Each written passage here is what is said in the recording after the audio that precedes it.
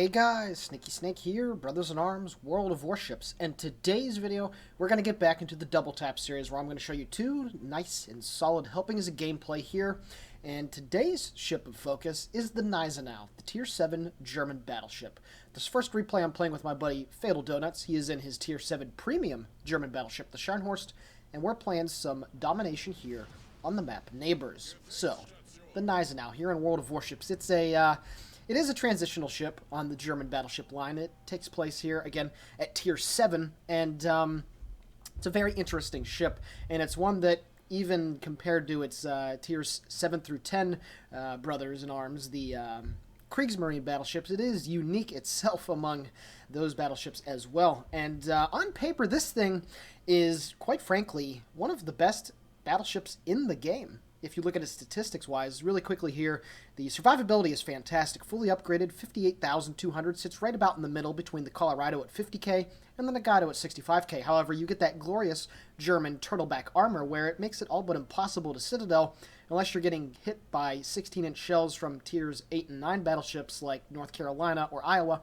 at range, and they're plunging through the deck or hitting just below the waterline. So this thing is a very tough nut to crack. You have the pretty decent performing guns of 15 inches in caliber. The Scharnhorst in-game, the premium version. Of course, the Scharnhorst and Gneisenau are two of the Scharnhorst class of battleships that they were designated in real life, and it has the 3x3 arrangement of 11-inch guns. However, here, the Gneisenau has what was supposed to be the upgrade, and they're 15-inch guns. And it's the same guns you get on the Tirpitz and the Bismarck, except you get them at Tier 7, but you still have that glorious reload of 26.2 seconds. You have best in Tier AA. This thing is loaded with some very good long-range anti-aircraft batteries that work as dual-purpose secondaries. So if you go with the secondary build, you can get a pretty decent range on your secondaries, and of course, being able to shoot planes out of the sky is always a good thing. You have pretty decent maneuverability at over 30 knots on a top speed, and pretty decent rudder shift and turning circle numbers that, while they're not as maneuverable as, say, mid-tier American battleships, they certainly can hold their own. And heck, the concealment isn't even that bad as well. It's not as bad as mid-tier Japanese battleships. Oh, and of course, I cannot refrain from saying that this ship has two torpedo launchers, triple launchers, on each side of the ship. So, literally everything that I've said thus far has been good. There's not been a single bad thing about this ship, but of course, every warship in this game has its Achilles heel. And the fact of the matter is, this thing has some of the worst accuracy in the game. You only get 6 of these guns. To put that into perspective, this thing has a lower broadside weight than ships at Tier 5, like the New York and almost the Congo. And what that means is that you're just not really gonna be getting those 20, 30, even 40k rolls with this thing. It deals damage in pretty good doses, and of course you can get citadels. These are Bismarck and Tirpitz guns after all. But what it forces you to do is to get within, I'd say, 12 to 13 kilometers exclusively and stay there. And the majority of the gameplay that you're going to see in this one, and then the one afterwards, is going to show you that. And it's something that, although German battleships are, of course, designed to get in close range, some of the players that get to the ship, it's a great ship, but you really have to know how to use it properly. As my buddy Donuts gets a nice solid hit on the shores.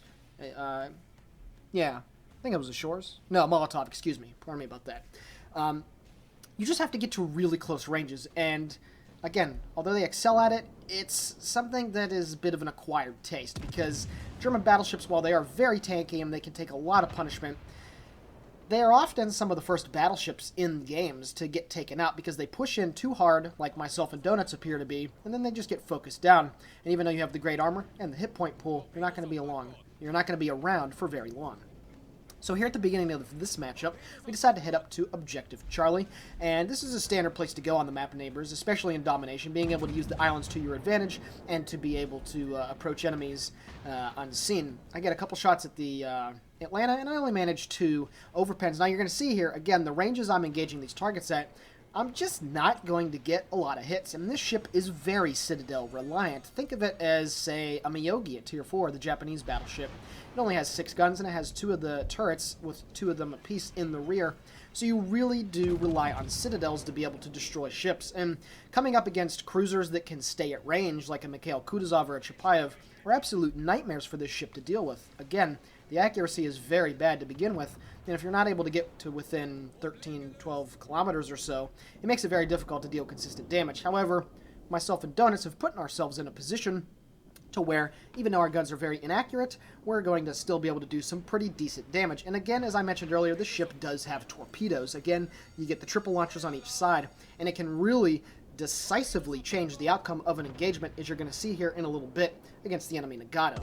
286 to 335 is the score. We have captured Objective Alpha. We are capturing Charlie, and the enemy is taking back Objective Bravo. You can see that our forces have been split into two sections, one at Alpha and one at Charlie, with 3 enemy ships moving in at Objective Bravo. Now you can see there once again, out of the 6 shells fired, only 2 of them managed to hit the enemy Omaha, and both were overpens, so it can take some time if RNG decides to say screw you in killing enemy cruisers. And as we all know, battleships are in the game for the sole purpose of being able to deliver those incredibly effective alpha strikes, like that Citadel right there on the Omaha. All of a sudden the engagement has been changed, and he's going to die. My first ship destroyed, 40,000 damage done, and again, every single point of damage has been done in less than 13 kilometers.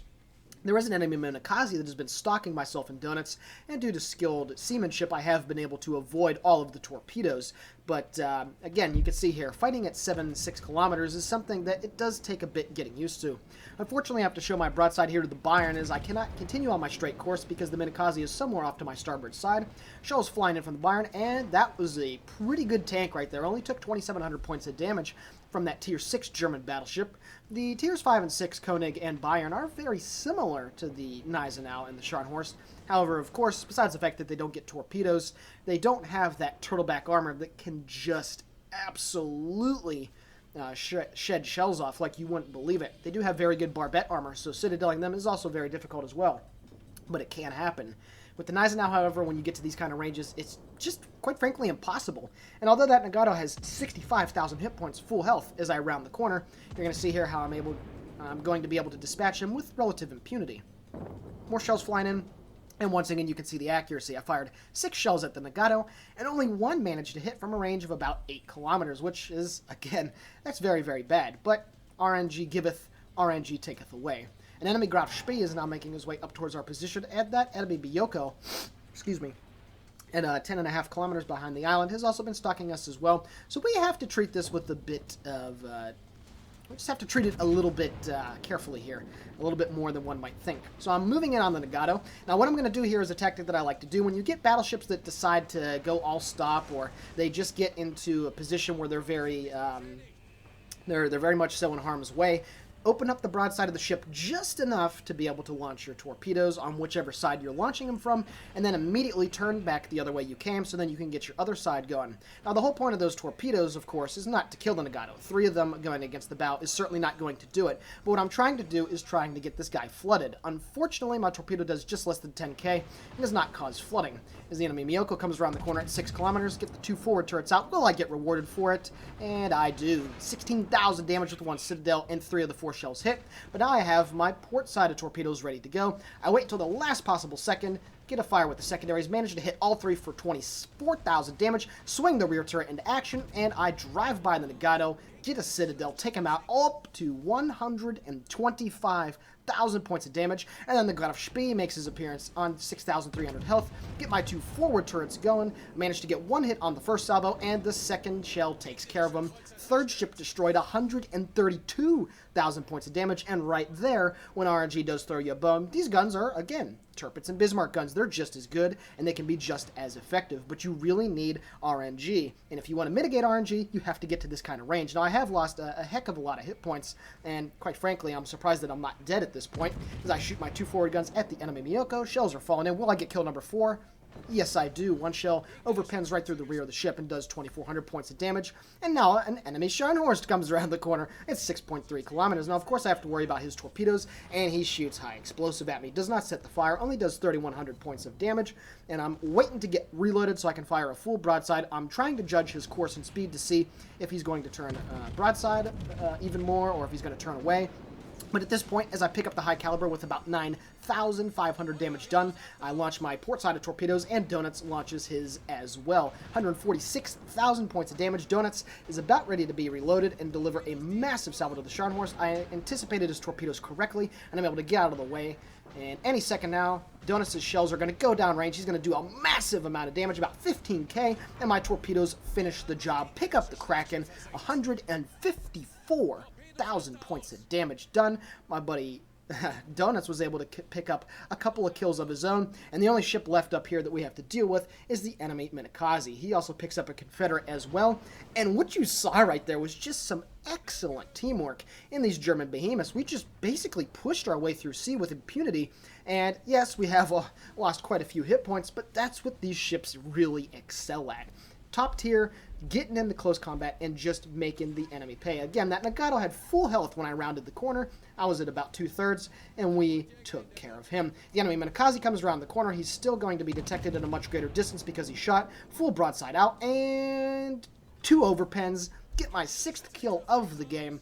156,000 points of damage. 8 kills between myself and Donuts, and that right there was some epic brawling stuff.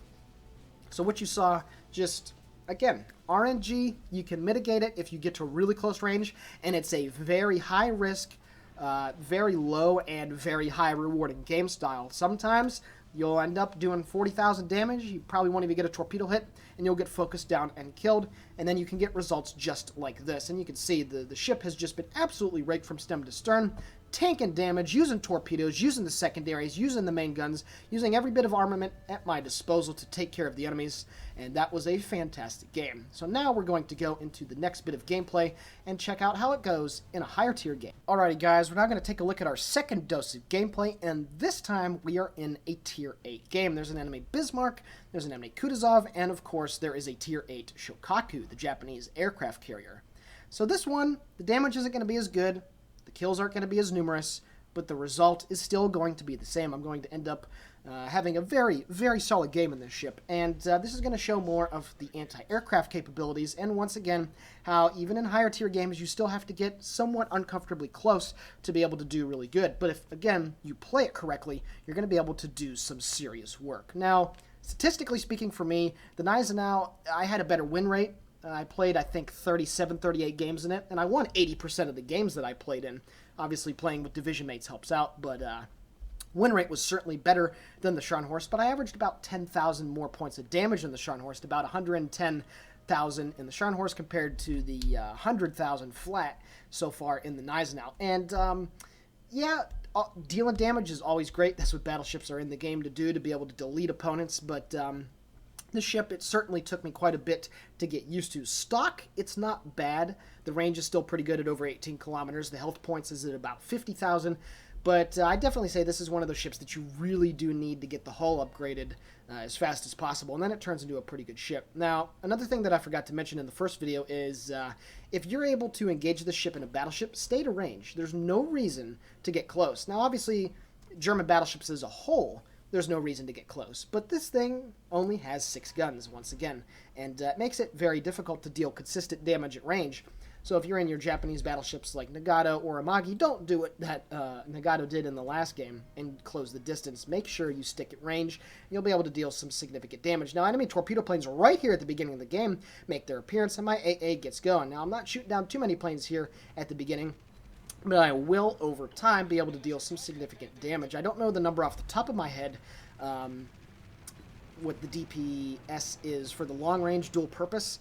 I believe they're 127mm guns, but so far I've already shot down 5 planes as enemy high-level, or excuse me, dive bombers come in. I don't know why I say high-level. They're not high-level. They're dive bombers. There we go.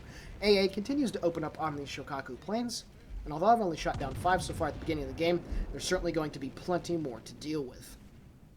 So we're heading over here to Objective Charlie, and the enemy is capping Alpha. They just took Bravo, and they're about to take Charlie. So already at the beginning of the game, their destroyers and cruisers have been extremely aggressive and have pushed in, and we're going to be in an early hole here.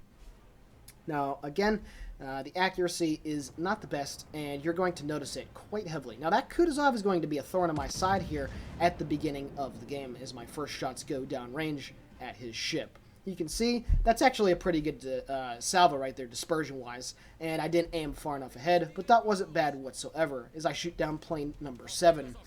Luckily for us, our carrier was able to get his fighters engaged with their fighters, and he's only 4.2 kilometers away, easily within range of my dual-purpose AA guns. Now, for those that do like this ship a lot and want to keep it, I highly suggest going with a manual fire control perk for your captain. Obviously, with the next patch coming up, the captain skills will be getting changed quite a bit, but you should certainly go with a nice build with AA on this ship. Again, it's best at tier 7, and it's very, very good.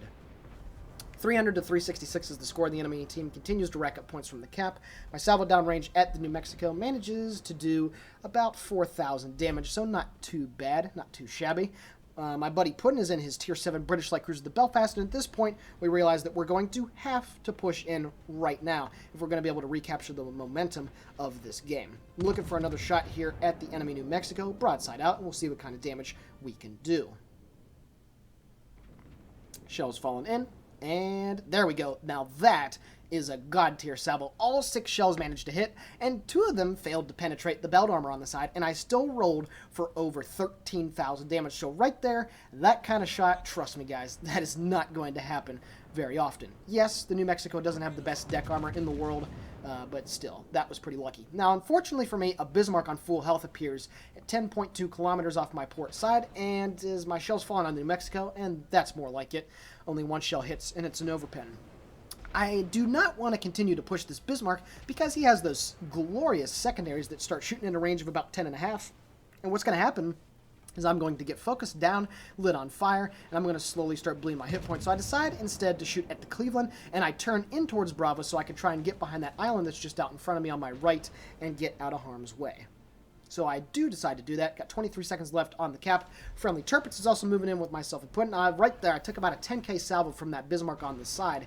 And if I was in an American or a Japanese battleship, chances are, probably would have taken a Citadel or 2 and lost about half of my hit points. But right there, that turtleback armor coming in handy. And although it's a pretty big salvo, it's not as big as it potentially could have been. And that Kutuzov continues to spam me with his high explosive. And like I said earlier, long-range HE spamming cruisers are a very, very good counter to this ship. They're able to just keep it off balance, and as long as they're maneuvering and not putting themselves in a position to get absolutely obliterated, they're going to do just fine. Looking for the front turrets here on the Cleveland. Obviously the rear turrets hit the island, shells fly in, get a Citadel, 9,700 damage, first ship destroyed in the game, assisted base cap, and we're up to 30,000 points of damage. So far I've done pretty decent, but we have to deal with these enemy ships that are off to our right. Again, the Bismarck and the Kutuzov. So at this point, I thought about just diving in and trying to go, but again, it would not be very advantageous to me to try and deal with that Bismarck, because again, his secondaries are extremely good. Get my 2 forward guns on the Bismarck, shells fly in, do 6,900 damage, 2 penetrating strikes and 1 overpen with 1 ricochet, so not bad whatsoever. But now I'm continuing to take some more damage, so I'm going to turn away and try to open up the distance a little bit. And I know that's a bit of an oxymoron because I tell you guys not to, but when you're dealing with a Bismarck, you just want to get out of his secondary range as fast as possible. Luckily for me, however, the friendly ships that have been pushing in with me and the Turpitz have gotten their secondaries out, and the Bismarck is about to die. Full broadside on the Kutuzov. That's pretty good dispersion. I managed to only get 1 Citadel, but still do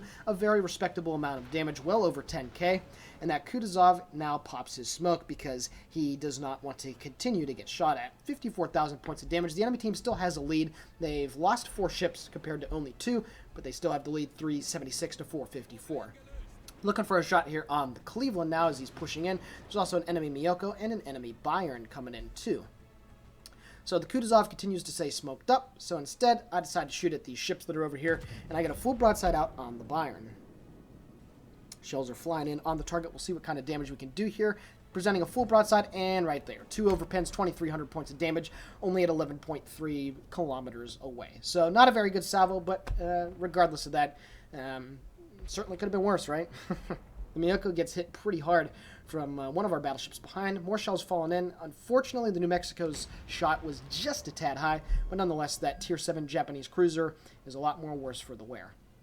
Looking for shots here now on the Cleveland. He is taking some damage, and at some point, those enemy Shokaku planes are going to come back. I get a full broadside out on the Cleveland as he's basically turned completely away from me, and I still get some very nice dispersion. 5 overpens for about 4,500 points of damage. Again, not as bad as it could have been. Maybe some higher caliber gunned battleships would have been able to punch through that armor better, like a Nagato or a Colorado, but I digress. Still not bad whatsoever. 61,000 points of damage. The score has widened quite a bit. We've now lost 4 ships to the enemy's 5. It's 344 to 577.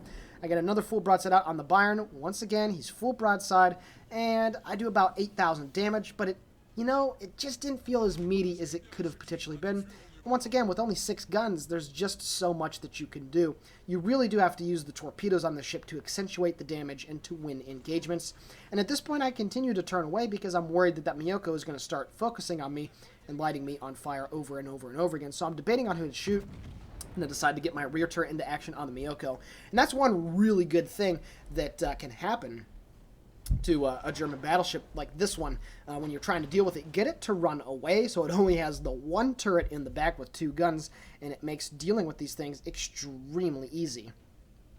Looking for another salvo here on the Miyoko. I'm trying to swing my front guns into play, and I'm looking for a full broadside here. I decide to open up, whatever, no big deal. Get the rear turret shooting at the Miyoko, and before I decide to pull the trigger on my front guns, shells falling in, get the Citadel, the lovely Citadel on the Miyoko. Second ship destroyed, 76,000 points of damage, and now with that enemy cruiser threat neutralized, all we have to deal with is the Byron that's over here. 3 shells penetrate, do about 7,600 points of damage, a very solid salvo there on that tier 6 German battleship. We have since moved into Objective Bravo. My buddy Putin is up a little bit north of me, trying to deal with that last enemy battleship that's up there. And now the Byron is getting lit on fire by the Cleveland. Now, I am making a slight bit of a mistake here. I continue to run away from that enemy Byron, and obviously he doesn't have torpedoes. So at this point, I'm actually increasing the distance and doing what I tell you guys not to do. But I was really concerned about making sure that B got capped, but when I realized that our team is about ready to cap it, I decide at some point here in the next couple minutes that I'm going to turn around and deal with that German battleship. The Cleveland continues to shoot shell after shell at the Byron, trying to get those fires set again, get a full broadside out, and that dispersion was absolutely horrible. Just look at that. So much of it laterally. Only going to hit a couple shells. 2 more overpins for 2,300 points of damage. My AA gets working on the enemy fighters that are moving over our position. I move into the gap. Excuse me. Sorry about that, guys. Getting a little sick here. Pardon me. 14 kilometers away. Looking for another broadside. I do get the assisted base cap. Another broadside out. The fighters are being focused on by my fighter plane that's circling around above me. And right there. About 14 kilometers, the entire salvo misses. That was actually pretty good dispersion, but unfortunately it falls by the wayside. So it's about at this point that I realize, okay, I got to go deal with this Byron. So I'm going to turn around and try and get stuck in as I shoot down planes number 9 and 10. More dive bombers are coming in on the friendly Atago. So hopefully my AA will continue to do its good work. Another broadside out. The Byron does disappear behind the island as we lose line of sight with him. Looking at the shell hit. Get 3 hits. 2 pens and 1 overpen. Do a couple thousand points of damage, so not bad. Continue to shoot more planes down. And now enemy torpedo planes are coming in as well. They're only 2.5 kilometers away from me. Now my short-range AA is opening up on them, and we are going to start to shoot some of these planes down. He is going for the enemy, or yeah, the friendly Atago. The Atago will be able to turn out of the way. It appears not take a torpedo. Or maybe he does. Nope, he's able to dodge it. And now off my stern, the enemy Kutuzov appears at about 14 kilometers. So, of course, I'm going to get my rear turret shooting at that Soviet light cruiser, the Premium. The Byron is now only 10.2 kilometers away, and I am moving in to try and take care of business. Unfortunately for me, the Kutuzov is easily able to dodge my shells. Again, it's only 2 of them. It's not that difficult to dodge them. And now I'm going to go man mode here against this enemy Byron. And this is the play that I really should have made quite some time ago. But again, I was just so worried about getting the cap at B and trying to help our team get the points lead back that I just kind of left this guy alone. But now I'm going to go deal with him. And once again, you're going to see just how much of a difference there is between the Byron and the Gneisenau, just how much more powerful the Gneisenau can be. I do take about a 5,000 salvo there from him. You got to shoot German battleships in the superstructure. I'm sure plenty of you guys watching this video are very aware of that. So I decided to turn broadside and get my starboard side of torpedoes out. Take a guess. And now, unfortunately for me, the enemy torpedo planes are coming in, so I have to continue my turn to port. And hopefully, I will be able to shoot down some of those planes before they drop their metal fishes. The Byron continues on his course as the torpedo planes drop their load. Unfortunately, I slowed down. It's bad habit of mine where I decide to try and tighten the circle of the turn, and I'm unfortunately going to eat all 3 torpedoes. So I lose quite a bit of unnecessary hit points, but I do manage 1 torpedo hit on the enemy Byron. He's at about 9,000 health, and I do cause a flooding. My secondaries continue to light him up, and as more dive bombers and torpedo planes are coming in, I set a fire with my secondaries, and I'm just going to angle away and try and stay out of the way. And our friendly Atago is able to take care of the Byron with his torpedoes, and the enemy Shokaku appears at 15 kilometers away. So my forward turrets are not ready to go, but I am going to shoot at them with my rear turret as I continue to shoot more planes down. And once again, you notice the range that I'm shooting them down at is pretty substantial. Get my rear turret into action, and as I'm swinging my forward turrets into play, Shokaku is going to go off of the screen right about now, I think. I don't know.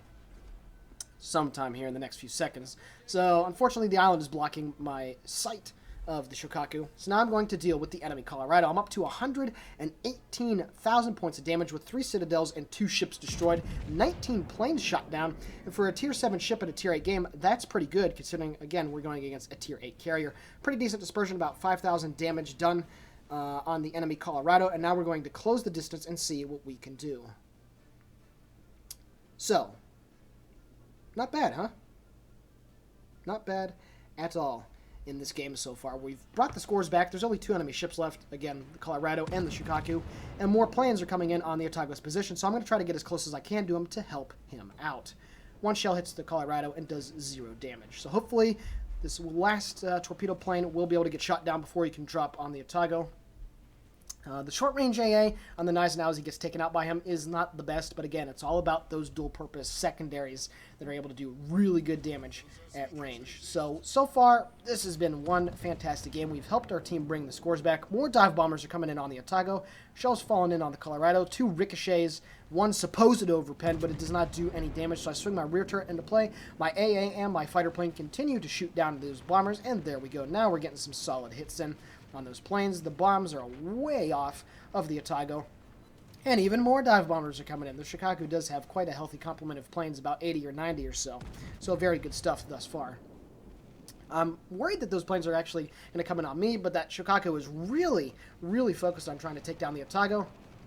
I do manage to shoot down 2 of the attacking 4 bombers, but unfortunately the Colorado was able to take out the Otago before those planes were able to get there. So I'm going to farm some more kills off of those dive bombers, but alas, our friendly Otago is dead. The Colorado continues to get hit, though, from a friendly destroyer that's off to my starboard side as I get my 2 forward guns out. About 4,000 damage, so not too bad right there. And this guy, if he wants to keep on running, it's the right play, but it's a Colorado. He's got a top speed of 21, 22 kilometers. He's just never going to be able to get out of the way. Take about 5,000 damage from the Colorado. He is making the right play and shooting at the superstructure, but since my superstructure is quite a bit saturated with damage, it wasn't as much as it could have potentially been. I'm looking to shoot down a scout plane as I shoot yet another broadside out. Get 1 overpen. Do manage to shoot down his, or maybe it was a fighter, managed to get one of the medals that have been offered here during the New Year's challenges. It's with the secondaries, get 25 hits with them.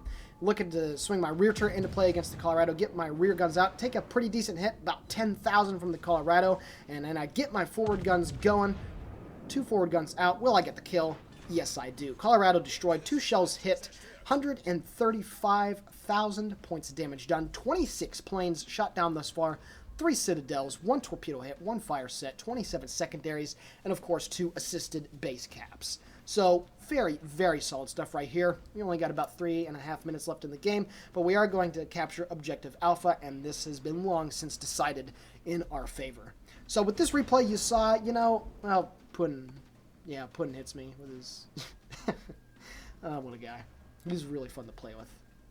Anyway, what you saw in this replay, had to play it a little bit more passively, but I still made sure that I got into close quarters ranges to a degree and was dealing some solid damage. The AA was fantastic as I'm about to get my 3rd assisted base cap, and that was just a fantastic result here in the Tier 7 German battleship Gneisenau. Alrighty guys, taking a look now at the post-battle results for the first game on Neighbors. 363,000 credits earned and 7,500 total XP. Dreadnought, Kraken, and High Caliber. 156,000 points of damage with 29 shell hits, 4 citadels, and 5 torpedo hits, 76 target hits with the secondaries, 3 assisted base caps, and 6 ships destroyed. Taking a look at the team score, 2,500 base XP. My buddy Donuts got 3 kills of his own. We combined for 9 of the enemy's 12 ships, and he had 2,228 base XP as well. Now for the second game here on Land and Fire, 345,000 credits received, about 7,000 total XP with the Dreadnought, 135,000 damage done off of 62 target hits, 3 citadels, and 1 torpedo hit, 27 target hits with the secondaries, 3 assisted base captures as well, 3 more ships shot down, and 26 planes swatted out of the sky from the Shikaku. Taking a look at the team score, 2,306 base XP. Both of those are my 1 and 2 games in the Gneisenau, respectively, base XP-wise. And overall, I really hope you guys enjoyed this gameplay. Please consider giving the video a like, commenting on it, or a subscription. With that being said, the Sneaky Snake here for Brothers in Arms World of Warships, signing off. Have a great day.